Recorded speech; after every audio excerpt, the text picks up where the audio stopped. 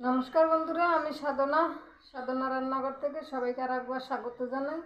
তো আজকে আমি করব এই যে শাক চিংড়ি, একদম ছোটো ছোটো চিংড়ি যেটা সেটা।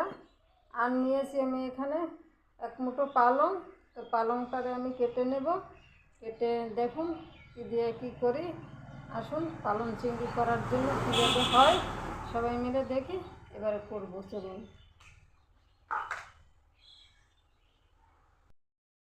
তো পালং চিংড়ি করার জন্য আমি এই যে পালং শাক নিয়েছি, সে পালং শাকটাকে আমি এক এক করে সব ছাড়িয়ে নেব ছোটো ছোটো করে। এই নোংরাগুলো সব ফেলে নেব। শাকটা আমি ধুয়ে নিয়েছি। এবার আমি সুন্দর করে গুছিয়ে পাতা পোতা ফেলে কেটে নেব। তো পালং চিংড়ি আমি পালংটা আমি কেটে নিচ্ছি। এই দেখুন, এই যে দু টুকরো করে। এবার আমি ছোটো ছোটো করে কেটে নেব। আর এই যে নিয়েছি সাথে ধনে পাতা, এই যে এক মুঠো ধনে পাতা।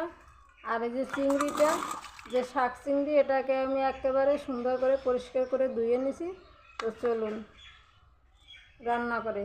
আর সাথে একটা পেঁয়াজ নিয়েছি, পেঁয়াজটাকেও কেটে নেব সুন্দর করে, ছাড়িয়ে পরিষ্কার করে। তো ছাড়িয়ে নিলাম পেঁয়াজটা। এবারে 4 টুকরো করে নেব।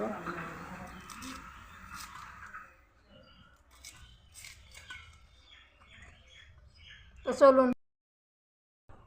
তো আমি পালং শাকটা কুচিয়ে নিয়েছি। আর এখানে আমি 3-4 কাটা রসুন নিয়েছি আর 3টে লঙ্কা নিয়েছি। মিক্সারে দিয়ে দেবো, মিক্সারে কষাই করে নেব।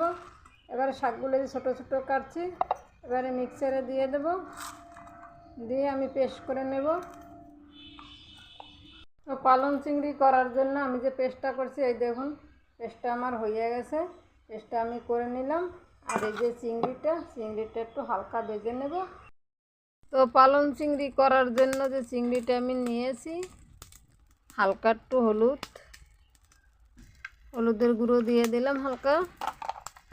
এইবারে একটু পরিমাণ মতো নুন দিয়ে দেব, হালকা করে একটু মাখিয়ে জুখিয়ে নেব। মানে দিয়ে দিছি, কড়াই গরম হয়ে গেছে। এখন আমি হালকা একটু তেল দিয়ে দেব। তেল ঢেলে দিলাম। তেলটা গরম হয়ে গেছে। চিংড়ি মাছটা নুন হলুদে মাখানো ঢেলে দেব।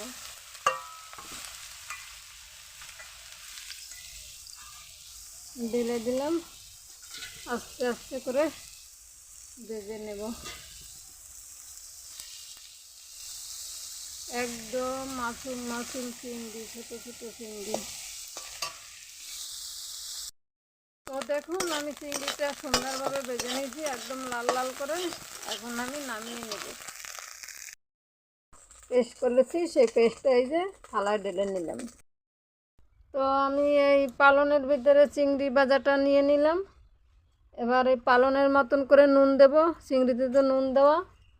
আর হালকা একটুখানি হলুদের গুঁড়ো দেব। আর কিছুটা পরিমাণ ময়দা নিয়ে নেব।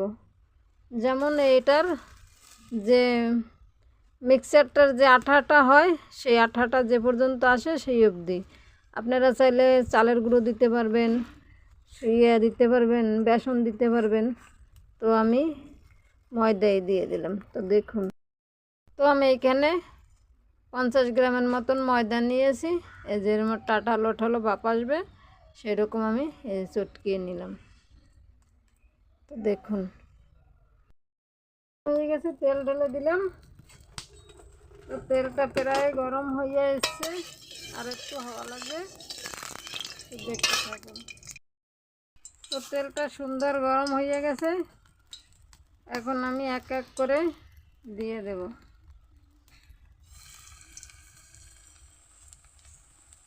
একটু বড় বড় শেপের দেব।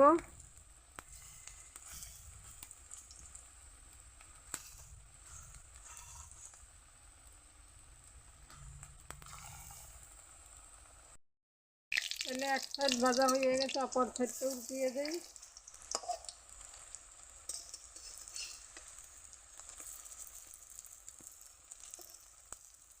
পাল্টাইয়ে না দিলে হবে না, একটু পাল্টাইয়ে দিতে হবে। কইয়ার তেল দিয়ে কইয়ারে রাখতে হবে। দেখুন সব উল্টিয়ে দিলাম। তাহলে বন্ধুরা আমার পালং চিংড়ির চাপটা হয়ে গেছে প্রায়। যে কটা হয়েছে আমি সেই কয় পিস তুলে নেব।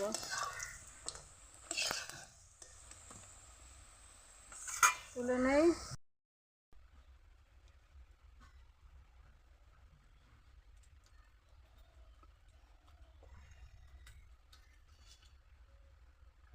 খেয়ে দেখলাম পালং চিংড়ির চপ, সেই লাগছে খেতে। প্রথমবার খেয়েছি, দারুণ লাগছে খেতে।